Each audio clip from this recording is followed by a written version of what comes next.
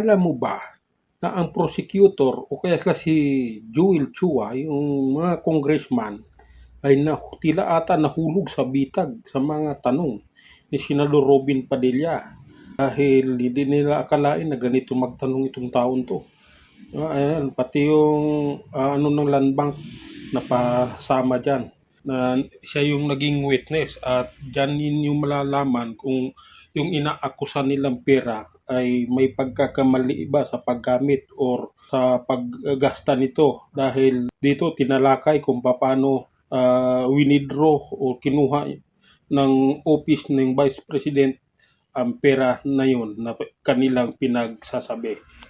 Tito, pakinggan ninyo, panoorin ninyo ang buong video. Video clips lang ito, hindi ito gaano kahaba, pero makikita ninyo dito kung ano ang katotohanan. Oops, pasok.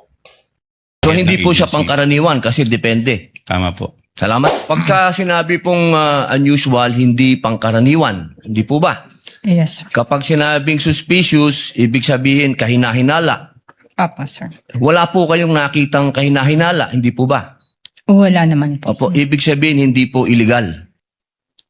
Wala naman. Ang ano lang po kasi namin is yun sa check and cash. Opo, ibig sabihin wala pong illegal. Wala po. Kaya nakita. Okay, maraming salamat po. Sa prosecution naman po ako.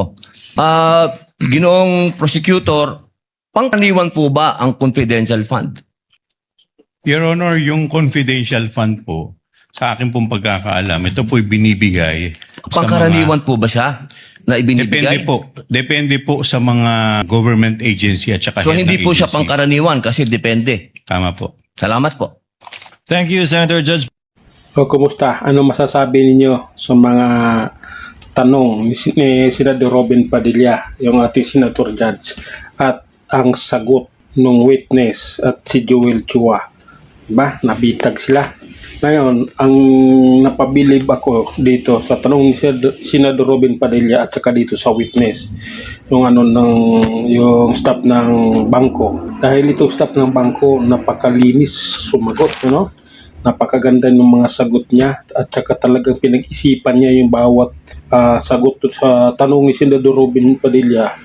Sinasagot niya ng maayos na diretso at tuwid. Wala kang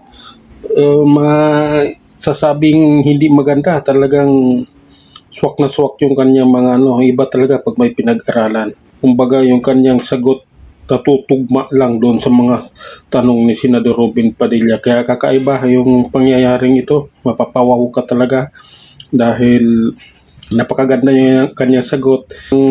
Nakakahiya lang dito si Congressman Chua dahil nabitag siya ni Senador Robin Padilla.